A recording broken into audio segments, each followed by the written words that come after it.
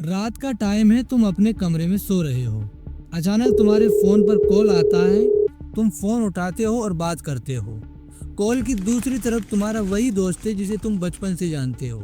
उसकी आवाज से लगता है कि वो प्रॉब्लम में फंसा हुआ है और उसे अर्जेंट पैसों की जरूरत है। तुम्हें उसकी हालत पर तरस आता है और तुम 2000 रुपए का ट्रांजैक्शन उसके अकाउंट में कर देते हो। उस रात के 2 दिन गुजरने के बाद फिर जब तुम उससे अपने पैसे मांगते हो तो तुम्हारा दोस्त कहता है, किस बात के पैसे? मैंने तुमसे कोई पैसा नहीं लिया। तुम उसके अकाउंट की हिस्ट्री भी देख लेते हो पर वहाँ भी तुम्हें कुछ नहीं मिलता और ना ही उस रात की कोई कॉल हिस्ट्री उसके फ़ोन में मिलती है। तुम्हारा दोस्त सच बोल रहा था। सच में उसने उस रात कोई कॉल नहीं किया था। फिर पैसे गए कहाँ? ज़मीन निगल गई या आसमान खा गया? दरअसल ऐसा कुछ नहीं हुआ। आप एक फ्रॉड का शिकार हो चुके हो जिसका जरिया था डीप फेक। अभी से ही एक चिंता का विषय बन गई। आपको याद होगा, लेकिन यही एआई अब अपराधियों का हथियार भी बन गई। केरल में एक शख्स को एआई के जरिए ठगा गया और 40,000 का फ्रॉड कर दिया गया। किस साल था 1997 जब कंप्यूटर साइंटिस्ट जुर्गेन श्मिडहुबर और उनकी टीम ने एक तकनीक पर काम किया, न्यूरल नेटवर्क। ये एक ऐसा सिस्टम था जो इंसानी दिमाग की तरह सीख सकता था।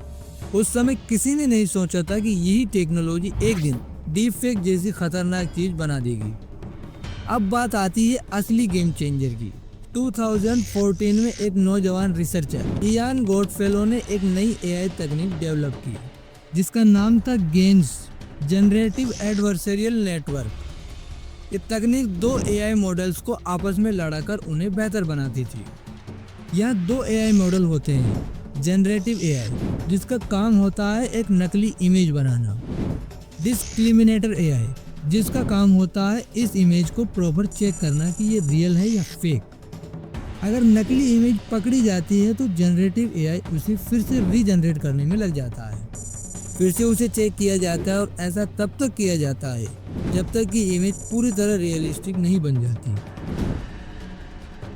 इसका इस्तेमाल पहले साइंस और आर्टिफिशियल इमेज क्रिएशन के लिए किया गया, लेकिन जल्दी कुछ लोगों ने इसे गलत तरीके से इस्तेमाल करना शुरू कर दिया। ठगों ने 74,000 का चूना लगाया। 2017 में एक एनोन रेडिट यूजर ने, जिसका यूजर नेम डीप फेक्स था, उसने इस टेक्नोलॉजी का इस्तेमाल करके फिल्म स्टार्स के चेहरे को बदलना शुरू कर दिया। उसने अपनी एआई को ट्रेन किया और किसी भी चेहरे पर किसी और का चेहरा लगाकर वीडियो अपलोड करने लगा। ये इतना पॉपुलर हुआ कि कुछ ही महीनों में डीप फेक वीडियो इंटरनेट पर वायरल होने लगे। लोगों को समझ ही नहीं आया कि कौन सा वीडियो असली है और कौन सा नकली। राजनीतिक नेता, सेलिब्रिटीज और आम लोगों तक की नकली वीडियो बनने लगी। साइबर क्रिमिनल्स और स्कैमर्स ने इसे अपना हथियार बना लिया। स्कैमर्स किसी की आवाज और चेहरा चुराकर बैंक में फ्रॉड कर रहे हैं। सोशल मीडिया पर फेक न्यूज फैलाने के लिए इसे इस्तेमाल किया जा रहा है।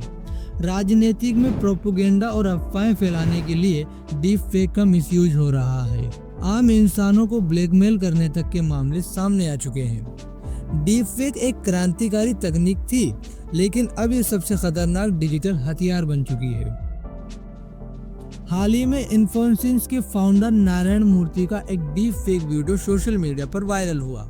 इस नकली वीडियो में नारायण मूर्ति को ये कहते हुए दिखाया गया है कि वो एलोन मस्क से मिलकर किसी क्वांटम एआई प्रोजेक्ट पर काम कर रहे हैं। Hi everybody, I am Narayan Murthy and today I want to present a new project with a 94% success rate of quantum AI. This is the world's first quantum computing software. हालांकि बाद में नारायण मूर्ति ने बताया कि उनका ऐसे किसी प्रोजेक्ट से कोई संबंध नहीं है। जनवरी 2024 में हांगकांग की एक मल्टीनेशनल कंपनी में एक कर्मचारी देर रात तक किसी काम में लगा हुआ था।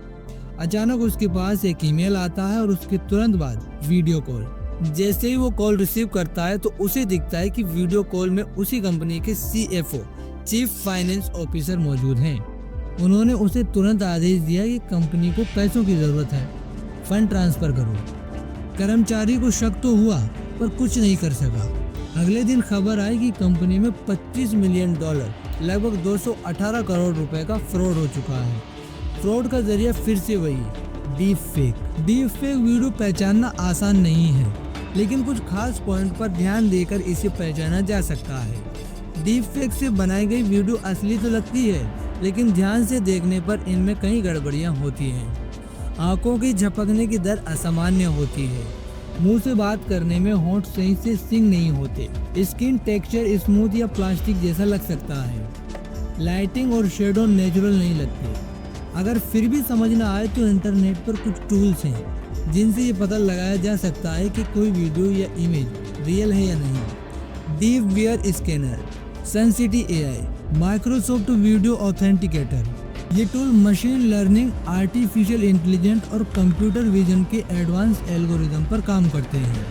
ये वीडियो को फ्रेम बाय फ्रेम स्कैन करके उसकी पैटर्न एनालिसिस करते हैं और असली व नकली वीडियो में अंतर पहचानते हैं। टेक्नोलॉजी जितनी बढ़ेगी खतरे भी उतने ही बढ़ेंगे। आज का दौर वो दौर है जहाँ एक छोटी सी गलती बड़ा नुकसान कर सकती है। ज़रूरत है सतर्क रहने की। उम्मीद है आप सतर्क रहेंगे और डीप फेक से बचने के लिए सही कदम उठाएंगे।